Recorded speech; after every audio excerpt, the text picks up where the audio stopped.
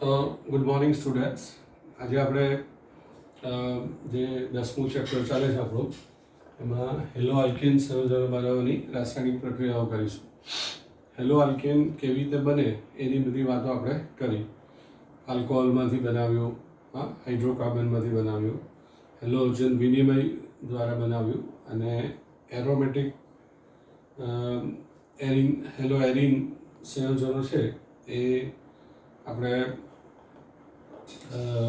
સેન્ડમેયર પ્રક્રિયા દ્વારા બનાવ્યું. બરાબર, એ તમે બધાને ખ્યાલ છે જ. હવે આ બધું જેમ જેમ દિવસો જશે ને તેમ તેમ ઘણી બધી પ્રક્રિયાઓ આવ્યા જ કરશે, અને એક સાથે બધું યાદ રાખવાનું મુશ્કેલી પડશે. આ પ્રક્રિયાનું આમાં જતું રહેશે, આનું તાપમાન પહેલાંમાં જતું રહેશે, એવું બધું બહુ થશે. એટલે એવું જો તમારે નહીં થાય એવું વિચારવું હોય તો તમારે રોજે રોજ લખવાનું અને ટૂંકમાં બધી પ્રક્રિયાઓ એકસાથે કરતા જવાનું. જેમ તમને મેં સ્ટાર્ટિંગમાં લખીને આપ્યું છે કે ભાઈ આલ્કોહોલમાંથી આટલી પ્રક્રિયા, તો એટલી જ વાંચી જવાની પહેલાં, અને એટલું મેઇન ટાઇટલ પહેલાં કરતા જાઓ, અને દરરોજ જે કંઈ નવી પ્રક્રિયા આવતી જાય એમાં એડ કરતા જવાનું. બરાબર, ધારો કે આ બનાવવાની પદ્ધતિઓ છે તો હું બધી જ પદ્ધતિઓ તમને કહી દઉં, 2 મિનિટમાં એ બધી પદ્ધતિઓ થઈ જશે. તો ધારો કે આલ્કોહોલ છે તો આલ્કોહોલમાં આપણે સાંદ્ર HCl ઝિંક ક્લોરાઇડ, પછી NaBr સાંદ્ર H2SO4, ત્યાર પછી PCl3 PBr3 PI3 SOCl2 PCl5 લાલ ફોસ્ફરસ અને Br2 અને I2. બસ આટલું આલ્કોહોલની બધી પ્રક્રિયાઓ થઈ ગઈ. હાઇડ્રોકાર્બન તો આલ્કેનનું ક્લોરિનેશન, આલ્કીનનું બ્રોમિનેશન, આલ્કીનનું હાઇડ્રોબ્રોમિનેશન, પછી બંને જણા અસમિત હોય તો માર્કોનિકોફનો નિયમ, અને એ જ રીતે બેન્ઝીન ટોલ્યુઇનનું ક્લોરિનેશન બ્રોમિનેશન આપણે કરીએ તો એરાઇલ હેલાઇડ સંયોજન આપણે હેલો એરિન તમે બનાવી શકો. ત્યાર પછી આપણે હેલોજન વિનિમય પદ્ધતિ, એમાં ClBrની જગ્યા પર F લાવવું હોય તો સ્વાર્ટ્સ પ્રક્રિયા, એમાં AgF, Hg2F2, COF2 અને SbF3. ત્યાર પછી ClBrની જગ્યા પર I લાવવું હોય તો એને ફિંકલસ્ટીન પ્રક્રિયા કહેવાય. એમાં સોડિયમ આયોડાઇડ સાથે આપણે શુષ્ક એસિટોનની પ્રક્રિયા કરવાની. બરાબર, એટલે એ આપણો થઈ જશે. બરાબર, તો આ રીતે ટૂંકમાં તમારે કરતા જવાનું. પછી એના ભૌતિક ગુણધર્મોની વાત કરીએ. એમાં ઉત્કલન બિંદુ, ગલન બિંદુ, અણુભાર વધે તો વધતા જાય, આકર્ષણ બળ વધે તો વધતા જાય. બરાબર, તો ClBr આઈમાં આઈવાળાનું સૌથી વધારે હોય, કાર્બન વધારે હોય તો એનું વધારે હોય, આ રીતે. અને સમઘટક હોય તો પ્રાથમિક દ્વિતીયક તૃતીયક તરફ જાઓ તેમ એ ઘટતું જાય. તો એ રીતે એ તમારે આ પ્રમાણે તમે જો કે 5 મિનિટમાં લગભગ બધું તૈયાર થઈ જાય. હવે આપણે હેલો આલ્કેન ઉપર પ્રક્રિયા કરીને એમાંથી નવી વસ્તુ બનાવશું. હવે જે નવી વસ્તુઓ છે તે આપણા જીવનમાં કોઈને કોઈ રીતે ઉપયોગી છે, એટલે આપણે એને બનાવવાનું છે. તો આ હેલો આલ્કેન સંયોજનો છે એ મુખ્ય 3 રીતે આપણે પ્રક્રિયા આપે છે. તો એક પ્રક્રિયા છે જેને આપણે કેન્દ્રાનુરાગી વિસ્થાપન પ્રક્રિયા તરીકે ઓળખીએ છીએ. અંગ્રેજીમાં એને ન્યુક્લિયોફિલિક સબસ્ટિટ્યુશન રિએક્શન કહેવાય. ત્યાર પછી બીજી એક વિલોપન પ્રક્રિયા છે, અને ત્રીજી છે સોડિયમ મેગ્નેશિયમ જેવી ધાતુઓ સાથે. બરાબર, એટલે આ રીતે પહેલાં કરી દેવું કે ભાઈ હેલો આલ્કેનમાં આપણે 3 પ્રક્રિયાઓ કરશું.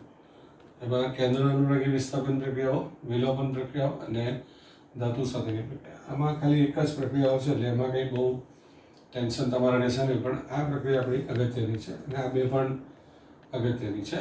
તો કેન્દ્ર અનુરાગી વિસ્થાપન પ્રક્રિયા. બરાબર, વિસ્થાપન એટલે તમને ખ્યાલ છે કે એકની જગ્યા ઉપર સ્થાપન કરો એટલે બેસાડો, અને વિસ્થાપન કરો એટલે એકને દૂર કરીને બીજાને બેસાડો, એને વિસ્થાપન કહેવાય. અંગ્રેજીમાં આપણે એને સબસ્ટિટ્યુશન રિએક્શન કહીએ, અથવા તો ડિસ્પ્લેસમેન્ટ કહેવાય. અંગ્રેજી શબ્દ પણ સમજી શકો. પ્લેસ કરો એટલે બેસાડવું, ડિસ્પ્લેસ કરો એટલે એકને કાઢીને બેસાડો. વિલોપન એટલે કંઈક એમાંથી કાઢી નાખવાનું છે, એ તો આપણે પછી જોઈશું. પણ કેન્દ્ર અનુરાગી વિસ્થાપન પ્રક્રિયાઓ એ સૌથી મહત્ત્વની છે, અને એમાંથી ઘણા બધા અગત્યના પ્રશ્નો પણ છે. તો પહેલાં આ પ્રક્રિયાઓ શા માટે એ લોકો આપે છે? તો કેન્દ્રાનુરાગી વિસ્થાપન. જો આ કેન્દ્ર એટલે ધન વીજભાર, અનુરાગ એટલે આકર્ષણ. તો ધન વીજભાર ઉપર આકર્ષણ થઈને આ પ્રક્રિયાઓ થવાની છે. આટલો પહેલાં ફિક્સ કરી દો. હવે ધન વીજભાર ઉપર કોને આકર્ષણ થાય? તો કે ઋણ વીજભારવાળાને. બરાબર. તો ઋણ વીજભારવાળા જે હોય એને આપણે લુઈસ બેઝ કહીએ છીએ. જેના ઉપર અબંધકારક ઇલેક્ટ્રોન હોય એ લુઈસ બેઝ કહેવાય. એને આપણે ગયા વખતે ભણેલા છે. એને કેન્દ્રાનુરાગી પણ કહેવામાં આવે અથવા એને કેન્દ્ર ચાહક પણ કહેવાય. અંગ્રેજીમાં એને ન્યુક્લિયોફાઇલ કહેવામાં આવે. એટલે ઘણીવાર આ NU લખેલું હોય તો NU માઇનસ લખ્યું હોય તો તમારે સમજવાનું કે એ ન્યુક્લિયોફાઇલ કેન્દ્ર અનુરાગી છે. એમાં આપણે OH માઇનસ છે, NH2 માઇનસ છે, CN માઇનસ છે, RO માઇનસ છે, RCOO માઇનસ છે, I માઇનસ જે હમણાં આપણે જોયું વિલોપન પ્રક્રિયામાં. તો આવા બધા ઋણ વીજભારવાળા લુઈસ બેઝ જે હોય એ કેન્દ્રાનુરાગી પ્રક્રિયક તરીકે ઓળખાય, જેને અંગ્રેજીમાં આપણે કીધું તેમ ન્યુક્લિયોફાઇલ. આ સિવાય NH3 છે, H2O છે, જેની પાસે આવા અબંધકારક ઇલેક્ટ્રોન હોય એ લોકો પણ લુઈસ બેઝનું કામ કરી શકે. તો આ બધામાંથી કોઈ પણ સાથે આપણે હેલાઇડ સંયોજનોની પ્રક્રિયા કરશું તો એ પ્રક્રિયા કેન્દ્રાનુરાગી પ્રક્રિયા તરીકે ઓળખાશે. તો આ આપણે પહેલાં યાદ રાખવાનું કે આ જે લિસ્ટ આપ્યું એમાં એ બધા જે છે એને એક જ વાક્યમાં કેવું હતું, આપણે કેન્દ્રાનુરાગી પ્રક્રિયકો તરીકે ઓળખીશું. બરાબર. આ સિવાય જે CN માઇનસ અને NO2 એ બે એવા છે કે જે અલગ અલગ જગ્યાએથી ઇલેક્ટ્રોન આપીને જોડાઈ શકે એવા છે. તો CN માઇનસ છે એ આ બે જગ્યાએથી આ રીતે પણ જોડાઈ શકે ને આ રીતે પણ જોડાઈ શકે. એ રીતે NO2 છે તો અહીંયાથી પણ જોડાઈ શકે અને ONO તરીકે પણ જોડાઈ શકે. બરાબર. તો આ પ્રકારના જે પ્રક્રિયકો હોય એને એમ્બાઇડેન્ટેડ કહેવામાં આવે. એટલે કે બે અલગ અલગ જગ્યાએથી એ લોકો ઇલેક્ટ્રોન યુગ્મ આપે છે. તો CN માઇનસ અને NO2 જેવા સમૂહો બે કેન્દ્રાનુરાગી કેન્દ્રો ધરાવે છે. બરાબર. અને અલગ અલગ જગ્યાએથી ઇલેક્ટ્રોન આપી શકે. તો MCQમાં પૂછાયું છે, આપણે ધ્યાન રાખવાનું. અને આ લોકો આ જે માઇનસ બતાવ્યું છે ત્યાંથી એની સાથે જોડાશે. અંગ્રેજીમાં આપણે એને એમ્બાઇડેન્ટેડ કહેવાય. અહીંયા આગળ એને ઉભયદંતી એવું પણ કહી શકે તમે. ઉભયદંતી એટલે બંને બાજુથી, ઉભય એટલે બંને પક્ષ. હવે આ હેલાઇડ સંયોજનો કેમ આ પ્રક્રિયા આપે છે તેનું કારણ શું છે? તો આપણે હેલાઇડ સંયોજનોમાં આ રીતે C અને X વચ્ચે બંધ બને છે. એમાં કાર્બનની વિદ્યુતઋણતા ઓછી હોવાથી એના પર ધન વીજભાર બને. એટલે આ જે આપણો બંધ છે તે ધ્રુવીય બંધ છે એમ કહેવાય. CX બંધ કેવો છે? ધ્રુવીય છે, જેમાં કાર્બન ઉપર આંશિક ધન વીજભાર છે અને X ઉપર આંશિક ઋણ વીજભાર છે. તો આની સાથે આપણે Y માઇનસ આ એક સામાન્ય અત્યારે જે બધા બતાવ્યા એને આપણે Y માઇનસ એમ સમજી લેવાનું. બરાબર. આ Y માઇનસ એ કેન્દ્રાનુરાગી પ્રક્રિયક છે. બરાબર. ન્યુક્લિયોફાઇલ છે. એ શું થાય કે આ ધન વીજભારવાળા કાર્બન પર આકર્ષે. હવે અહીંયા જો આ Xની સાથે જે જોડાય તો 5 બંધ થઈ જાય. એટલે એવું સંયોજન અસ્થાયી હોય. એટલે આપણે શું કરવું પડે કે કોઈ એકને કાઢવું પડશે. એટલે અહીંયાથી X જે છે તે X માઇનસ તરીકે નીકળી જશે. તો આ જે પ્રક્રિયા થઈ, આ ધન વીજભારીય કાર્બન એ કેન્દ્રમાં છે. બરાબર. અને આ અનુરાગી એટલે ખેંચાણ થાય, આકર્ષણ થાય તેવો. એટલે આના પર આ ભાગ છે આના પર ખેંચાશે અને એની સાથે જોડાશે અને અગાઉથી જે જોડાયેલા હોય એને દૂર કરશે. એટલે આ રીતે જે પ્રક્રિયા થઈ એને કેન્દ્ર અનુરાગી વિસ્થાપન પ્રક્રિયા કહેવામાં આવે. તો આવી બધી જુદી જુદી કેન્દ્ર અનુરાગી વિસ્થાપન પ્રક્રિયાઓ થશે. એમાં મુખ્ય બે પ્રકારની પ્રક્રિયાઓ છે. એક SN1 પ્રક્રિયા અને SN2 પ્રક્રિયા. બરાબર. આ SN1 એટલે અંગ્રેજી પ્રમાણે એનું નામ આપ્યું છે ન્યુક્લિયોફિલિક સબસ્ટિટ્યુશન રિએક્શન્સ. એમાં 1 એટલે યુનિમોલિક્યુલર રિએક્શન્સ અને SN2 એટલે સબસ્ટિટ્યુશનલ ન્યુક્લિયોફિલિક બાયમોલિક્યુલર, બાય એટલે 2. તો SN1 એટલે ન્યુક્લિયોફિલિક સબસ્ટિટ્યુશન યુનિમોલિક્યુલર રિએક્શન્સ અને ન્યુક્લિયોફિલિક સબસ્ટિટ્યુશન બાયમોલિક્યુલર રિએક્શન્સ એટલે કેન્દ્રાનુરાગી એક આણ્વીય પ્રક્રિયા અને કેન્દ્રાનુરાગી દ્વિઆણ્વીય પ્રક્રિયા. બરાબર, બહુ સહેલી વાત છે. આ જે કેન્દ્રાનુરાગી એક આણ્વીય અને દ્વિઆણ્વીય પ્રક્રિયાઓ છે એ આપણે હમણાં જે ચોથું પ્રકરણ ભણી ગયા રાસાયણિક ગતિકી એના સંદર્ભમાં છે.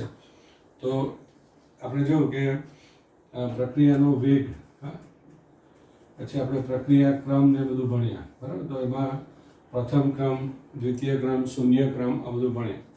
તો આ 1 જે લખેલું છે એ પ્રથમ ક્રમના સંદર્ભમાં છે.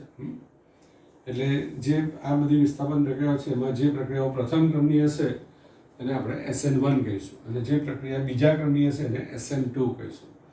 આપણે જો વ્યવસ્થિત સમજવું હોય તો એવું કહેવાય કે જે પ્રક્રિયામાં પ્રક્રિયાનો વેગ એક જ પ્રક્રિયા પર આધાર રાખે તો એને SN1 કહેવાય. એટલે જ્યારે SN1 પ્રક્રિયા છે ત્યારે પ્રક્રિયાનો વેગ છે તે આના પર આધાર નથી રાખતો પણ ફક્ત આના પર આધાર રાખે છે, એટલે એને SN1 પ્રક્રિયા. SN2 પ્રક્રિયા જ્યારે આપણે કરશું ત્યારે વેગ આના ઉપર પણ આધાર રાખશે અને આના પર પણ આધાર રાખશે, એટલા માટે એને SN2 પ્રક્રિયા કહેવાય. એટલે પ્રક્રિયાનો વેગ બે પ્રક્રિયકોની સાંદ્રતા પર આધાર રાખે તો એને દ્વિઆણ્વીય SN2 પ્રક્રિયા કહેવાય. અને પ્રક્રિયાનો વેગ જો એક જ પ્રક્રિયક હેલાઇડ સંયોજનો છે તે એના પર આધાર રાખે અને કેન્દ્રાનુરાગી પ્રક્રિયક પર આધાર રાખે નહીં તો એને આપણે SN1 કહીશું. તો જે પ્રક્રિયાઓમાં પ્રક્રિયાનો વેગ એક જ પ્રક્રિયકો પર આધાર રાખે તો એને SN1 કહેવાય અને બે પ્રક્રિયકો પર આધાર રાખે તો એને SN2 કહેવામાં. તો આટલી વાત ખાસ ધ્યાન રાખવાની. આ ન્યુક્લિયોફાઇલ જે છે એ અલગ અલગ જે આવે એ બરાબર તમારે ધ્યાનમાં રાખવાના. અને આ સાદી વાત છે કે અહીંયા જે કંઈ હોય એને છેડવાનું નહીં. આ નીકળશે, જેની સાથે તમે પ્રક્રિયા કરશો તેની જગ્યાએ જશે. આટલી સારી વાત છે. તો આ વિસ્થાપન પ્રક્રિયાઓ કહેવાય. હવે આજે હું તમને આ SN2 પ્રક્રિયા અને SN1 પ્રક્રિયા શું છે તેની આપણે વાત કરીએ. તો SN2 પ્રક્રિયા આપણે પહેલાં જોઈશું. બરાબર, એનો અર્થ મેં તમે સમજાવી દીધું કે SN2 પ્રક્રિયા એટલે દ્વિઆણ્વીય કેન્દ્રાનુરાગી વિસ્થાપન પ્રક્રિયાઓ, બાયમોલિક્યુલર ન્યુક્લિયોફિલિક સબસ્ટિટ્યુશન રિએક્શન્સ. અને તમને બતાવ્યું એ પ્રમાણે આ પ્રક્રિયા જે છે એ પ્રક્રિયક અને આપણે હેલાઇડ સંયોજનો અને કેન્દ્રાનુરાગી બંને ઉપર આધાર રાખશે. એટલે એને આપણે SN2 તરીકે ઓળખીશું. બરાબર, તો અહીંયા તમને ઉદાહરણ આપું છું કે મિથાઇલ ક્લોરાઇડની OH- સાથેની પ્રક્રિયા છે. મિથાઇલ ક્લોરાઇડ વત્તા OH-. હવે અહીંયા આગળ તમે સમજો કે આ કાર્બન પ્લસ છે ને માઇનસ છે, તો આ OH-. બરાબર, આ રીતે જે પહેલાં અમે બતાવ્યું હતું તે રીતે આ તમારે માઇન્ડમાં રાખવાનું કે આ પ્લસ જ હોય અને આ માઇનસ જ હોય. બરાબર, તો આ OH- છે તે આના પર આકર્ષાશે અને આ નીકળી જશે. બરાબર, એટલે આ આમ આવી ગયું. બરાબર, તો અહીંયા આગળ આ જે પ્રક્રિયાનો વેગ છે તે આના ઉપર પણ આધાર રાખે છે અને આના ઉપર પણ આધાર રાખે છે, એટલે એને આપણે SN2 પ્રક્રિયા તરીકે ઓળખીશું. તો SN1 અને SN2 એટલે શું? એ તો તમને બરાબર સમજ પડી ગઈ કે પ્રક્રિયાનો વેગ એક જ પ્રક્રિયક પર આધાર રાખે તો SN1 પ્રક્રિયા, અને પ્રક્રિયાનો વેગ બંને જ પર આધાર રાખશે. આ તો દર વખતે હોવાનું જ અને આ પણ આવવાનું જ. તો SN1 પ્રક્રિયા છે એમાં વેગ આના ઉપર આધાર નથી રાખતો. તો આ પ્રક્રિયાનું જે મિકેનિઝમ છે એ આપણે અહીંયા સમજીએ. તો આપણે કાર્બન સાથે 4 હંમેશા બંધ બનેલા હોય. બરાબર, હવે આ રીતે આ 4 બંધ બનેલા પરમાણુઓ આપણે આમ બતાવેલા હોય. હવે ઓરિજિનલ જે આ ગોઠવણી હોય એ ત્રિપરિમાણમાં હોય, એટલે સમચતુષ્ફલકીય ગોઠવણી હોય. બરાબર, તો એમાં આ રીતે આમ આ પ્રમાણે ગોઠવણી હોય. બરાબર, જોજો કે આ આપણી સમચતુષ્ફલકીય ગોઠવણી છે આ રીતે. બરાબર,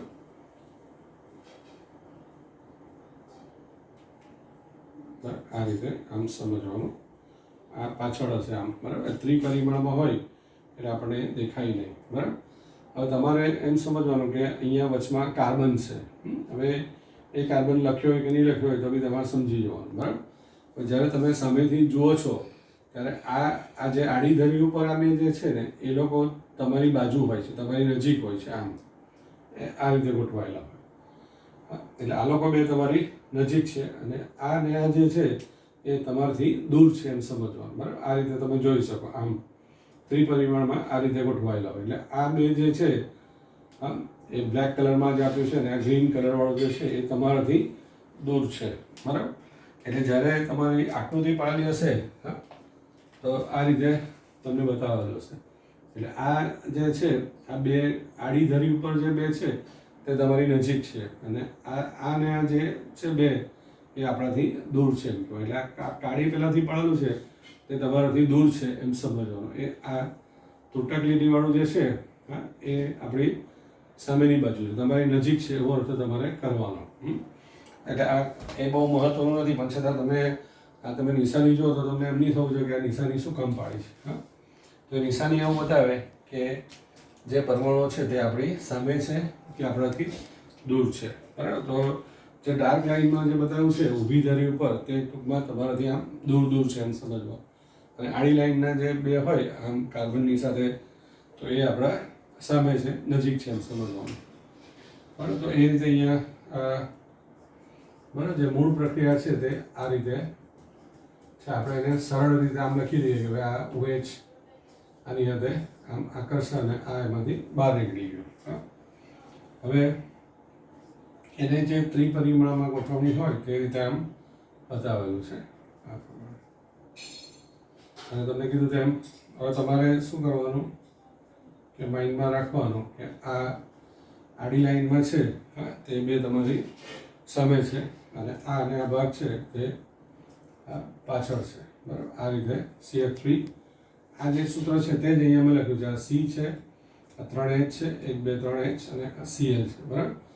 હવે OH માઇનસ જે છે એ અહીંયા ત્યાં જોડાશે, બરાબર. તો OH માઇનસને અહીંયા બતાવ્યું છે. હવે આ કાર્બન ઉપર પ્લસ એટલે આ OH માઇનસ શું થાય કે આના ઉપર હુમલો કરશે, એટેક કરશે, એના તરફ આકર્ષાય છે એને સાથે જોડાવા માટે. એટલે ઘણી વાર તમને શબ્દમાં ત્યાં આવશે કે હુમલો કરનાર છે. તો આ જે છે આપણો કેન્દ્રાનુરાગી એ હુમલો કરનાર છે,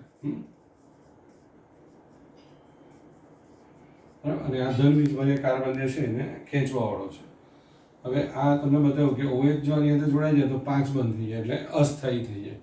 એટલે આપણે શું કરશું કે એની અસ્થાયી જે રચના છે તે આ રીતે ચોરસ કૌંસમાં કંઈ બતાવ્યું હોય તો સમજવાનું કે અસ્થાયી છે. હવે આ એની અંદર જશે એટલે આ જે H છે એમની ગોઠવણી થોડી બદલાશે અને આ 3 H છે તે આ રીતે એક જ ધરીમાં આવી જશે, સમતલીય થઈ જશે. અને આ Cl અને આપણો આ OH, બરાબર. એટલે જ્યારે શરૂઆતમાં એ જોડાશે ત્યારે Cl આમ આપણે પ્રક્રિયામાં શું બતાવ્યું કે Cl નીકળી ગયો અને OH આવી ગયો, પણ સ્ટાર્ટિંગમાં શું થશે કે આ OH અને Cl બંને સાથે રહેશે, બરાબર. હવે બંને ઉપર વીજભાર માઇનસ એટલે એ લોકો શું થાય એકબીજાથી દૂર રહેશે. અને પછી આપણું આ જે બંધ છે એ ત્રુટક લીટીથી બંધ બતાવ્યો છે એટલે તમે સમજો કે એ બંધ તૂટવાના છે. હા, અને આ જો અહીંયાથી તમારો આ જે બંધ છે તે તૂટશે અને પછી આપણું આ H અને આ OH છે તે અહીંયા આવી ગયો, બરાબર. એટલે તમે આમ જોઈ શકો અહીંયા જે આકૃતિ બતાવી છે ને એમાં આપણે ડાયરેક્ટ આ જ્યાં નીકળે ત્યાં જ જોડાય એવું આપણે બતાવીએ છીએ, પણ ખરેખર એવું આપણે સરળ લખવામાં સરળતા પડે એટલા માટે એવું લખીએ છીએ. પણ અહીંયા આપણે શું કરીએ મિકેનિઝમ એટલે આખું વ્યવસ્થિત રીતે કેવી રીતે બને છે તેની વાત કરીએ છીએ. તો આ બધું આપણે સમજાવવું પડે. દર વખતે આવી રીતે લખવાની જરૂર નથી, આપણે મોટે ભાગે અહીંથી ડાયરેક્ટ લખશું. તો અહીંયા જે છે નિપજ જે સમૂહ નીકળે છે તેની સામેની બાજુ જોડાય છે. એટલે આ જે ક્રિયા થઈ તેને વ્યુત્ક્રમણ કહેવામાં આવે. અંગ્રેજીમાં એને ઇન્વર્ઝન કહેવાય. ઇન્વર્ટ એટલે ઉલટું થવું, બરાબર. તો નિપજ જેમાં જે નવો સમૂહ જોડાય છે તે પેલો સમૂહ જે નીકળેલો છે તેની જગ્યા ઉપર નથી જોડાતો પણ તેની સામેની બાજુ જોડાય છે. એટલે આ SN2 પ્રક્રિયામાં જે આપણે નિપજ બની તે વ્યુત્ક્રમણથી બની એમ કહેવાય, બરાબર. એટલે હવે જ્યારે વ્યુત્ક્રમણ આવે એટલે તમારે સમજવાનું કે એની સામેની બાજુ જોડાશે, બરાબર. જે આપણે સાદી પ્રક્રિયા લખશું ત્યારે એની જગ્યા પર જ જોડવાનું છે. જ્યારે SN2 પ્રક્રિયા સમજાવવાનું હોય તો ત્યારે તમારે આ રીતે સમજાવવાનું. અહીંયા પણ તમે જોઈ શકો કે આ લાલ કલરમાં O છે ને ગ્રીન કલરમાં H છે, આ C3H અને આ O છે. આ OH એના પર જેમ અહીંયા સમજાવ્યું તે રીતે આ હુમલો કરે છે, ખાલી કલરથી બતાવું છે. અને પછી આ જે બધા જોડાઈ ગયા તેવી રીતે આ જોડાઈ જાય છે. પણ આ 5 બંધ બનતા હોવાથી આ જે રચના બને છે એ ક્ષણિક હોય છે અને પછી એ તૂટીને આમાં રૂપાંતર પામે છે. પણ તમે આ જોઈ શકો કે Cl આપણે અહીંથી કાઢ્યો અને OHને સામે જોડ્યો, બરાબર. અને આ નીકળી ગયો. એટલે આ જે પ્રક્રિયા થઈ એમાં વ્યુત્ક્રમણ થયું. વ્યુત્ક્રમણનો અર્થ તમારે સમજવાનો હવે કે, અને આ જે લખેલું છે એને મધ્યવર્તી સંયોજન આપણે કહેવાનું. તો આ થયું SN2 પ્રક્રિયાઓ, બરાબર. હવે અહીંયા જે આપણે જે આ પ્રક્રિયા થશે એમાં જે નિપજ બનશે ત્યારે પ્રક્રિયાનો જે વેગ છે તે આના પર પણ આધાર રાખશે અને આના પર પણ આધાર રાખશે. એટલે એને આપણે બીજા ક્રમની પ્રક્રિયા તરીકે ઓળખીશું, બરાબર. હવે આ રીતે બધી જે પ્રક્રિયાઓ છે એ આપણે બીજા અન્ય સંયોજનોમાં પણ બતાવી શકીએ. તો આપણે હેલાઇડ સંયોજનોનું જે વર્ગીકરણ કર્યું એમાં પ્રાથમિક હેલાઇડ, દ્વિતીયક હેલાઇડ ને એવું પણ તમને બતાવ્યું.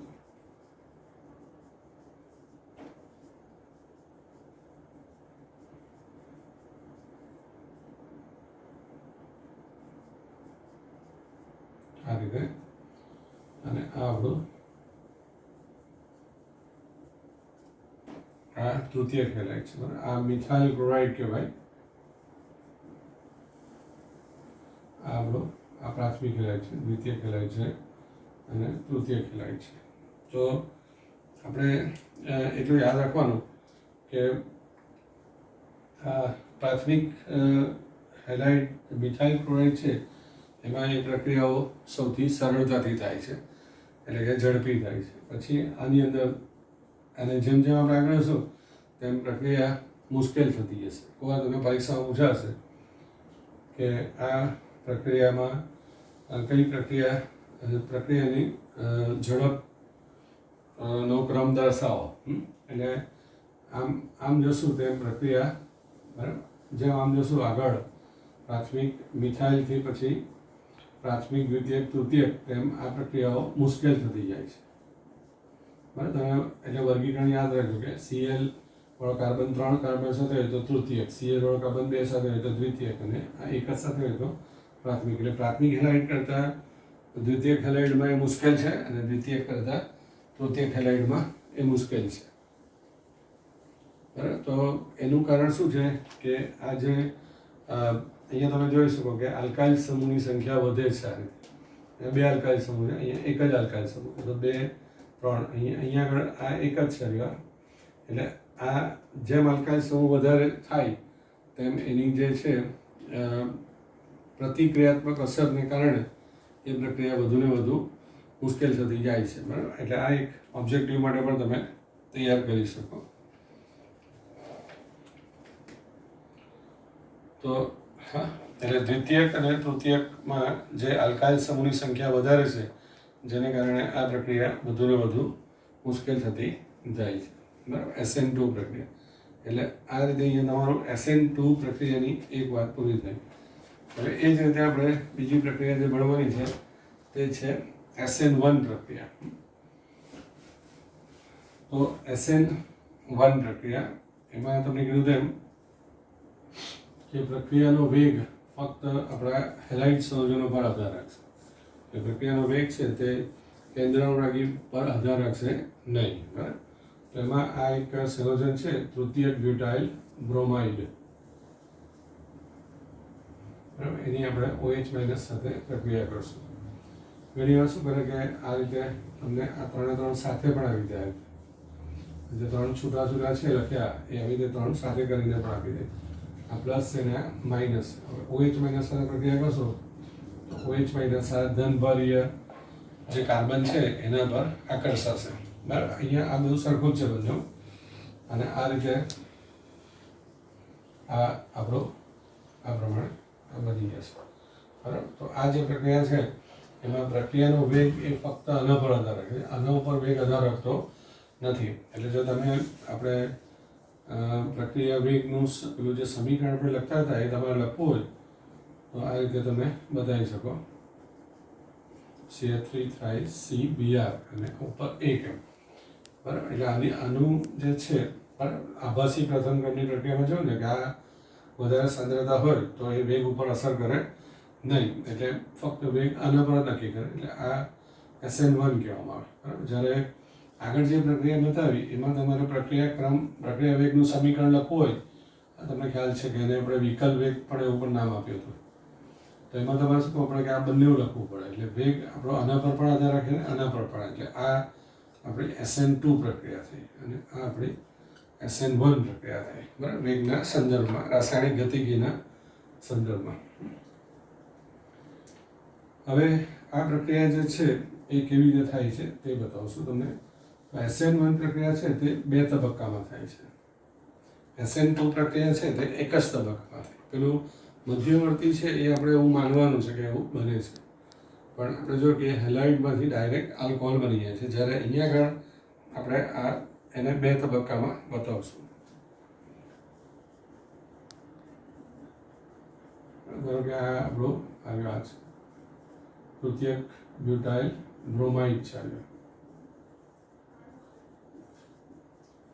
એની અંદર શું થશે, પહેલા સ્ટેપમાં એનું વિભાજન થશે. તમે ગયા વખતે પેલામાં ભણ્યા હતા જો યાદ હોય તો, સમભાગી વિભાજન, વિષમભાગી વિભાજન અને એવું કંઈક ભણ્યા હતા. હવે આ પ્લસ અને માઇનસ છે, ધ્રુવીય બનશે એટલે અહીંયા જે વિભાજન થવાનું તે આપણું વિષમભાગી વિભાજન થવાનું. અને વિષમભાગી વિભાજન થાય તો તમને ખબર છે કે આ ઇલેક્ટ્રોફાઇલ અને ન્યુક્લિયોફાઇલ બંને બને. તો આ કાર્બન ઉપર પ્લસ થશે અને Br ઉપર માઇનસ થશે. બરાબર, તો આ જે છે આપણો અને ઇલેક્ટ્રોફાઇલ કહેવામાં આવે, સોરી આ ન્યુક્લિયોફાઇલ થવાનો આપણો. બરાબર, હવે અહીંયા આગળ શું છે કે કાર્બન ઉપર ધન વીજભાર છે એટલે એને કાર્બોકેટાયન પણ કહેવામાં આવે. કેટાયન એટલે ધન આયન. બરાબર, તો આ આપણો કાર્બોકેટાયન થયું અને આ ન્યુક્લિયોફાઇલ. બરાબર, એ ન્યુક્લિયોફાઇલ જ છે પણ એને આપણે ધન વીજભારીય કાર્બન બનવાના કારણે એને આપણે કાર્બોકેટાયન બનવું. એટલે પહેલા સ્ટેપમાં શું થાય કે આ કાર્બોકેટાયન બને. હવે આ જે બનવાની પ્રક્રિયા છે એ ધીમી પ્રક્રિયા છે. બરાબર, એ પણ તમે ભણ્યા છો કે જ્યારે પ્રારંભિક પ્રક્રિયા હોય તો એક જ તબક્કામાં થાય, પણ આપણી જે સંકીર્ણ પ્રક્રિયાઓ છે તે બે તબક્કામાં થાય. તો એ વખતે શું થાય કે જે ધીમો તબક્કો હોય એ વેગ નિર્ણાયક તબક્કો હોય, એટલે આમાંથી આ જે બનવાનું કામ છે એ આપણો ધીમું થાય છે. એટલે એ પ્રક્રિયા છે એ વેગ નક્કી કરે છે. અને આ રીતે બની જાય પછી આપણે આને હવે OH માઇનસ સાથે પ્રક્રિયા કરશું. બરાબર, એટલે આ કાર્બોકેટાયન જે બની ગયું આ રીતે. હવે જ્યાં પેલામાં આપણે બતાવ્યું OH માઇનસ સાથે, OH માઇનસ એની સાથે જોડાશે અને એમાંથી પછી આલ્કોહોલ બની જશે. એટલે આ જે પ્રક્રિયા થઈ એને કેન્દ્રાનુરાગી પ્રક્રિયા કહેવામાં આવે. બરાબર, હવે આપણે આ જે પ્રક્રિયા બતાવી એમાં જોયું કે પહેલા સ્ટેપમાં આપણો હેલોજન પરમાણુ નીકળી જાય છે અને પછી એનો એ જોડાય છે. બરાબર છે, જ્યારે અહીંયા શું છે કે ઓલરેડી હેલોજન સમૂહ નીકળી જ ગયેલો છે. એટલે પહેલાંમાં શું હતું કે હેલોજન આ રીતે હતો અને એની હાજરીમાં OH જોડાવવું પડે. એટલે આપણે શું કરવું પડે કે આ બે ઋણભારને બાજુમાં ન લખી શકાય, એટલે આપણે શું કરવું પડે કે આ OH ને આની સામે લખવું પડ્યું. બરાબર, આ OH. હવે અહીંયા તો શું છે કે આ પેલું આખો ઓલરેડી પહેલા સ્ટેપમાં નીકળી જ ગયેલો છે, એટલે એવું ભાઈ આ અપાકર્ષણ ઉત્પન્ન કરવું કંઈ છે જ નહીં. એટલે OH માઇનસને અહીંયાથી જોડાવો તો બી જોડાઈ શકે અને અહીંયાથી જોડાવો તો પણ જોડાઈ શકે. બરાબર, એટલે આપણે તમારે બરાબર. એને આમ OH ને અહીંયા લખવું હોય તો પણ વાંધો નહીં. તો જ્યારે જે સમૂહ હતો એની જગ્યા પર જ આપણે જ્યારે નવા સમૂહને મૂકશું તો આ જે પ્રક્રિયા થઈ એને ધારણની પ્રક્રિયા કહેવાય. બરાબર. ધારણની પ્રક્રિયા અંગ્રેજી નામ છે એને રિટેન્શન કહેવાય. બરાબર. રિટેન્શન પ્રત્યે આપણને વધારે સમજ પડે. રિટેન થવું એટલે જે નીકળ્યો તેની જગ્યા પર જ જોડાઈ જવું. એટલે અહીંયા તમારો આ જોડાશે તો આ ધારણની ક્રિયા થઈ કહેવાય. બરાબર. અને આ રીતે આપણું નિપજ બની ગયું. હવે અહીંયા પણ કંઈ છે નહીં એટલે આપણો આ જે OH છે તેને તમારે જો અહીંયા આમ લખવું હોય તો પણ તમે લખી શકો. એટલે જે સમૂહ આપણો નીકળ્યો એની સામે પણ લખી શકાય. એટલે આ SN1 પ્રક્રિયા થઈ એમાં આપણે આ ધારણ પણ લખી શકાય અને આ જે લખ્યું એ વ્યુત્ક્રમણ એ પણ બંને રીતે નિપજ આવી શકે. આનું ને આનું નામ સરખું જ છે, બંને સરખા જ પદાર્થો છે, પણ અહીંયા કંઈ નથી એટલે તમે એને સામે પણ અને જોડવું હોય તો જોડી શકો. એટલે OH માઇનસ છે તે એનો હુમલો અહીંથી પણ કરી શકે અને અહીંથી પણ કરી શકે. પહેલામાં શું હતું, આપણે BRને તમે જોયું કે OH માઇનસને આ બાજુ લખેલું હતું, ડાબી બાજુ આની. કેમ કે ઓલરેડી અહીંયા પેલો એક માઇનસ હતો એટલે બીજો માઇનસ ને માઇનસ અપાકર્ષણ થાય એટલે આપણે એમાં આ બાજુ લખ્યું હતું. ત્યારે અહીંયા કંઈ છે નહીં એટલે તમે અહીંથી પણ હુમલો કરીને જોડી શકો અને અહીંથી પણ જોડી શકો. બરાબર.